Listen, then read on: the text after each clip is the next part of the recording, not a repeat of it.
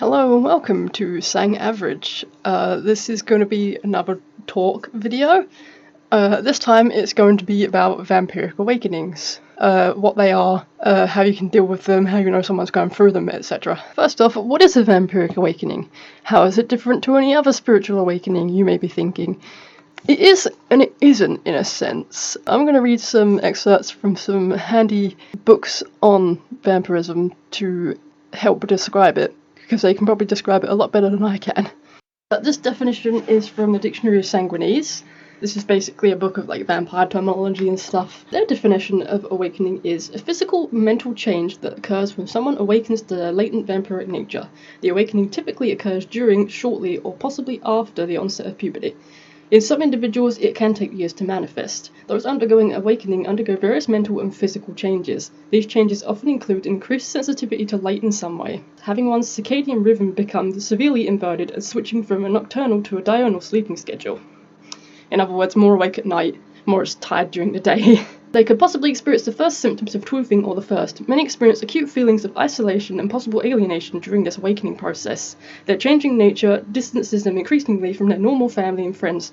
Many seek out organizations or groups, the VC, to help understand their desires and newfound feelings. Lady CG's Practical Vampirism for Modern Vampires describes awakening as: awakening is usually generally described as a period of which an emerging vampire begins to sense that they are different from those around them in some sort of energetic way, possibly aware of currents and energies that they cannot see but can definitely feel. For there are many cases reported of ages that vary from being awake at birth or awakenings as late as somebody in their 50s.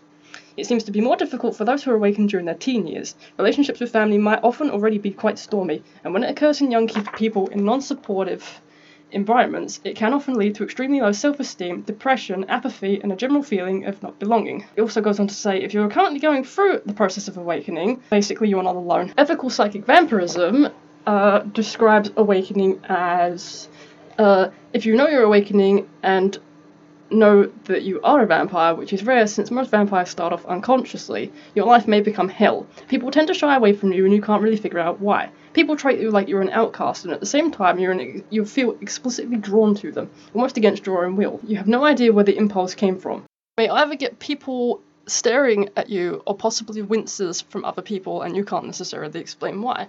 On the other hand, some people might be magnetically attracted to you, and you have no idea why either.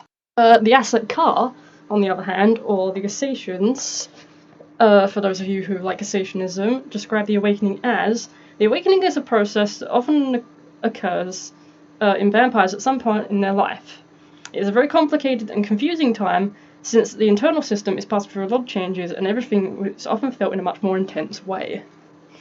During the awakening, a person will become aware of their condition and true nature, now understanding many factors of their current life and their recent pasts that were not understandable before. So basically, long story short, the awakening is basically a time in a latent vampire's life where they'll finally realize what they are, why they are, who they are. Some things that didn't make sense probably now make a lot of sense. And surprisingly, a lot of awakened vampires, when they newly awaken, they go through tons of doubt periods. Because I know I did. As to what triggers a vampiric awakening, there's several different theories as to that. The most common ones is mentioned in 2 of my vampiric resource books that I have, so I'll only read from one of them, as they're basically the same thing. And the one I'm going to be reading from is the 20th anniversary edition of the Psychic Vampire Codex. Some of you might recognize that name, by Michel Belanger. I hope I pronounced that right this time. I said Bellinger in one of my old videos, and then I realized it's Belanger, and now I feel like an idiot. Anyway, the Psychic Vampire Codex goes on to say, awakening can be achieved in many different ways. Sometimes merely keeping the company of one of your own kind is enough to stir the latent power of your potential and draw it out. Sorry, it's handwritten so it's hard to read. What was I? One who hovers above this verge of awakening can be forced over if energetically fed upon repeatedly to the point where they are driven through an overpowering survival instinct to feed themselves. Such forced awakenings are very rapid but also very traumatic. The traditional method is to gradually bring the potential to a level of partial awareness through simple association. Facilitate the awakening with a mutual feeding, and thus that they will learn by example. Also goes on to suggest all those who awaken will know one another when they eventually meet. There will be An unexplainable attraction to the other person, a fascination that draws your eyes to them. It may manifest as a subtle shiver or warmth in the back of our mind. If we listen closely, it will tell us what we already know on an unspoken level. This is the beacon. I personally have never experienced the beacon because I'm sort of in the wrong place for finding other vampires. I found other vampires through the internet. Apparently the beacon works through the internet as well. That's a possible story time for another time, so I won't get into that. Whoever experienced the beacon, I'll let you know what it felt like. But a lot of vampires who have experienced the beacon, they describe it sort of like a burning or tingly sensation. Like you'll be in a crowd and someone will have that energy to them, and that's it. You've got your eyes are focused on them. Might not know that you know what they are, but you know what they are. They might not even know what they are. They might be latent. Sometimes the beacon attracts us to latent to help them awaken, apparently. Descriptions on the beacon somewhere that describe it a lot better than I can and other vampiric anecdotal evidence can. I'll see if I can find a definition for you. Here's one. It describes it as, the beacon is a particular feeling or energy signature that is often generated by vampires in general, but particularly latents in particular. The beacon seems to exist to attract other vampires to the potential vampire, so that they can either investigate them or instigate the awakening process. The beacon is an energy impulse or specific frequency or vibration that emanates from all vampiric. This is a very distinctive vibration or mark that is used by vampires to recognize one another. The energy signal can be subtle and many times works in very mysterious ways. That's very true. It can be sensed by apparent attraction, something far subtler than just physical, when something draws you closer to someone and you seriously cannot explain why. This is a fact that all vampires react to a nearby beacon, if present, and many times often unconsciously. Like everything, the beacon is energy related, and the sensitivity to properly feel the beacon and detect what it is depends on the personal spiritual awareness of the individual. This can often be interpreted as a driving force to meet, look, or touch a specific person from which the beacon is being emitted.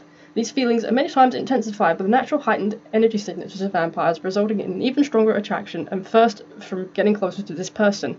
Like what is sometimes believed, the strength of the signal is far stronger in an awakened vampire than an unawakened. The practice of energy work and awareness of this inner nature allows for the vampire to manifest itself more clearly. Breaking energy blockages in any other way would work as barriers and shields, stopping the beacon impulses. This is why finding an unawakened vampire is not usually a simple task. In layman's terms, the energy of the beacon draws vampires closer to each other. I do wholeheartedly recommend all the books that I have mentioned so far. I will mention them again, so that, you know, if you are interested, or you know somebody who might be interested, or someone who's going through all this, or you just happen to want to support them, you can pause, you can write them down, you can get them yourselves. This is not sponsored, this is just my personal recommendations. If anyone is going through this, or you know anyone who's going through this, these are very handy resources. So we have the Psychic Vampire Codex by Michelle Belanger.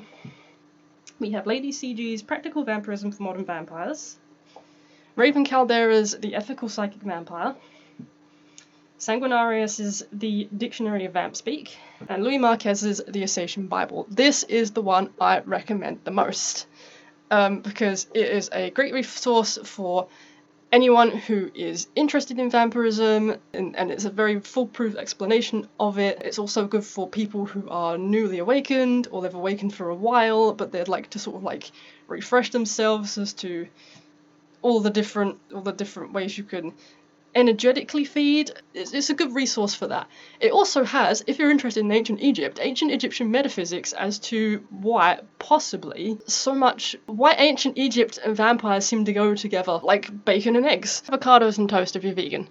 Yeah, that's basically everything I want to talk about. I could have talked about my awakening, but there's not really much to say about it other than it happened in 2013.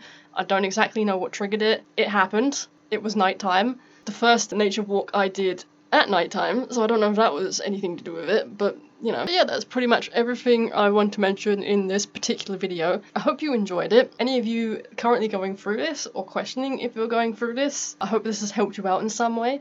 Or, those of you who know someone who's going through this, you can send this to them as like a general advice. Or if you happen to be a swan, or you don't know, but you're like, oh, I suspect they could be, I don't know if they're going through their awakening process right now. I hope this has helped you in some way. If this has helped you in some way, or if you found this fascinating and you wish for like more vampiric content, I have that on the channel. Maybe consider giving this a like, so you can like find it easier when you need it. Do what you will.